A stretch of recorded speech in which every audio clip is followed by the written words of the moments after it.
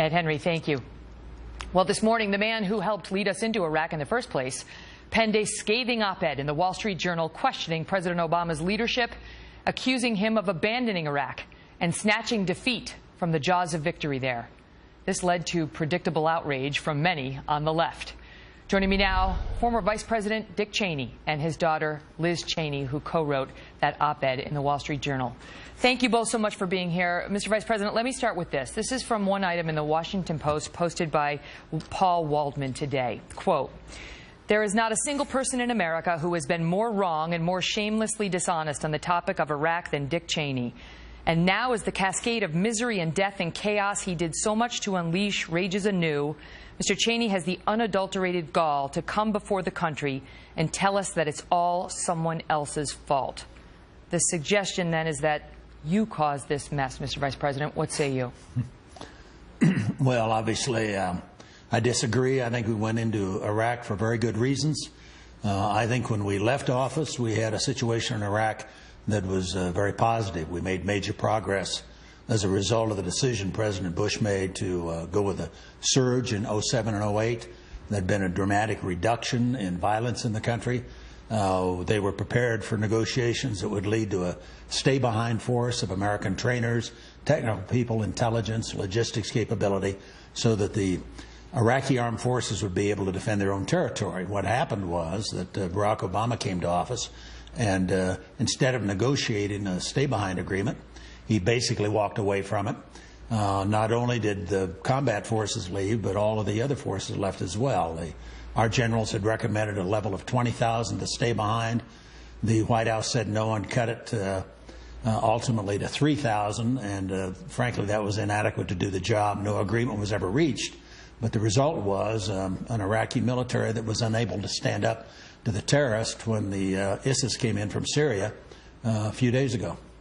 In your op-ed, you write as follows: "Rarely has a U.S. president been so wrong about so much at the expense of so many.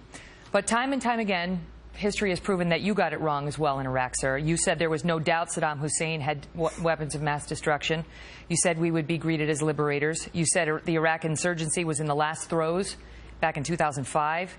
And you said that after our intervention, extremists would have to, quote, rethink their strategy of jihad." Now, with almost $1 trillion spent there, with 4,500 American lives lost there, what do you say to those who say you were so wrong about so much at the expense of so many? No, I just fundamentally disagree, Megyn. You've got to go back and look at the track record. We inherited a situation where there was no doubt in anybody's mind about the extent of Saddam's involvement in weapons of mass destruction. We had a situation where after 9/11, we were concerned about a follow-on attack that would involve not just airline tickets and box cutters as the weapons, but rather something far deadlier, perhaps even a nuclear weapon. Saddam Hussein had a track record that nearly everybody agreed to. We had an overwhelming vote of approval from the Congress, more votes for the action than we'd had in Desert Storm some 10 years before. Bill Clinton, Nancy Pelosi, numerous others spoke to the difficulties of the intelligence that all of us saw with respect to the threat that Saddam Hussein represented. It would have been irresponsible for us not to act. We did do the right thing, and I think the troops performed magnificently, and now we're in a situation where what Liz and I posted in our op-ed this morning is it's not just Iraq, but it's a whole pattern of behavior over the last 6 years that has refused to recognize that there is a war on terror, that we've got to move very aggressively to be able to deal with that, and this administration has repeatedly demonstrated that they don't believe it. Barack Obama has stated repeatedly the terrorist threat's gone. We got bin Laden. That's clearly not the case. That's not the truth. And in fact, we have a situation tonight where terrorism is potentially in charge of a larger part of the Middle East than ever before in our history. You mentioned that the status of forces agreement, and President Obama's taken a lot of heat for not negotiating that with Maliki. However, critics point out that it was President Bush who did sign the deal that said we'd get all U.S. forces out of there by the end of 2011. With a status forces agreement for a stay-behind force. And when the president, our current president, sought to renegotiate that, al-Maliki didn't want it. That's what the president's defenders say, that he tried, he wanted to keep some stay-behind forces that would protect the gains our troops had made, but Maliki made it too tough. No, that's not quite accurate, Megan. What happened was our generals recommended a stay-behind force from 14 to 18,000. The White House rejected it. So the military came back with a recommendation of 10,000. The White House rejected it. They took it all the way down to 3,000. I think by the time they got to the level, the Iraqis looked at it and believed that we weren't serious, that Obama was absolutely committed to completely withdraw from Iraq, and they were unable to come to an agreement, but I think in part because the Iraqis didn't think he really wanted one, and he certainly didn't push it. We have agreements like that with 40 nations around the world. They should have been able to come to an agreement with the Iraqis, and I think that failure to do so is what has precipitated the current crisis. You know, there's no question. It's a culmination of a policy that's gone on for 6 years now, and he has not been willing to step forward and have the United States play a significant role in the world. Well, I want to ask you about that, because despite the fact that the Iraq war was so controversial in some of the items, in part because of the things we've been discussing, when the president came into office, President Obama and Vice President Joe Biden came into office, the vice president was celebratory about the situation in Iraq and said that it may be one of their greatest successes. That's how he described it in 2010, that Iraq could be one of the Obama administration's greatest successes, he predicted.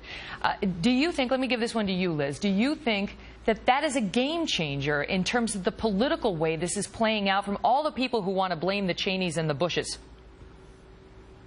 Well, I think that what it demonstrates, Megyn, is that there was agreement, there was unanimity when the president came into office that, in fact, Iraq was in a stable situation, that, in fact, the surge had been successful. President Obama also said, as a candidate in 2008, that the surge succeeded beyond his wildest dreams.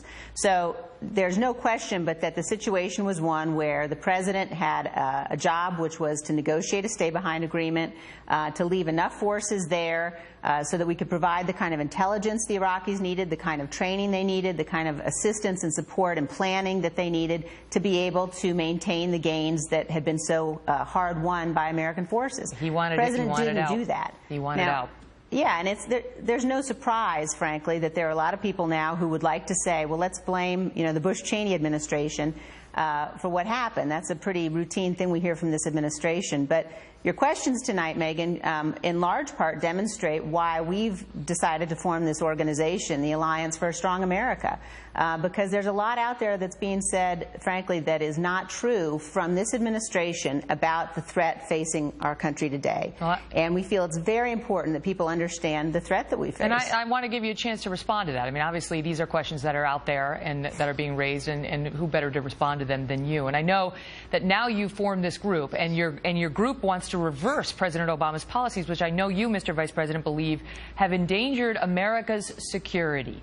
First, tell us why you think that, and tell us how you think, this nonprofit group can do anything to stop a president. Well, for one thing, Megyn, we think it's an opportunity to get out and talk about these issues in a very objective fashion, to stand up and point out the flaws in the administration's current effort. Liz and I had the opportunity back in March to make a swing through the Middle East and talk to people I've been dealing with for 25 years, since Desert Storm.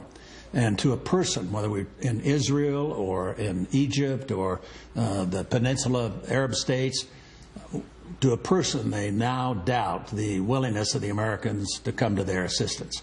They don't trust us anymore. They were all very fearful that this president will not keep his word. And for years, they've been our partners and our allies, and now they believe basically that they can no longer count on that. They see the administration, they think, as supporting the Muslim Brotherhood, the group from which al-Qaeda and Egyptian Islamic Jihad and so many others were spin-offs. And tonight, if you look at the possibility, for example, that Barack Obama wants to work with the Iranians to get involved in Iraq, that's something that creates consternation and fear among all of our friends and allies in that part of the world who think Iran is as big an enemy as al-Qaeda. Do you think that President Obama is dangerous? Yes, I'll answer that one, Megyn. I think there's no question. I think that he is unique in terms of a president who is sitting in the Oval Office, who has made very clear that his desire is to weaken the nation. And whether you say it's his intent, whether it's naivete, you can now look at the results of the policy the last 6.5 years, and you've got, you know, the black-clad terrorists of ISIS now taking over city after city after city in Iraq. Flying You've got flags. Al-Qaeda, 58% more Al-Qaeda, more Salafist jihadist groups now across the globe than we had in 2010. There's no question but that he's a dangerous president. And that we've got to fight back, and that we've got to ensure that people understand the importance of American power in securing our freedom and security. I have to leave it at that because I'm out of time. Megyn, But Mr. Give you a quick last word, Mr. Vice President. Last word. In the last 4 years, there has been a 58% increase in the number of jihadist groups around the world. That's according to a RAND Corporation study, came out 2 weeks ago. There's a dramatic increase in terrorism, a dramatic increase in their capability, and a president who refuses to recognize that there is such a thing as a war on terror. Thank you both so much for being here. It's the Alliance for a Strong America, your new group. We appreciate the preview. Thank you. Thanks, Megyn. Up next, what could be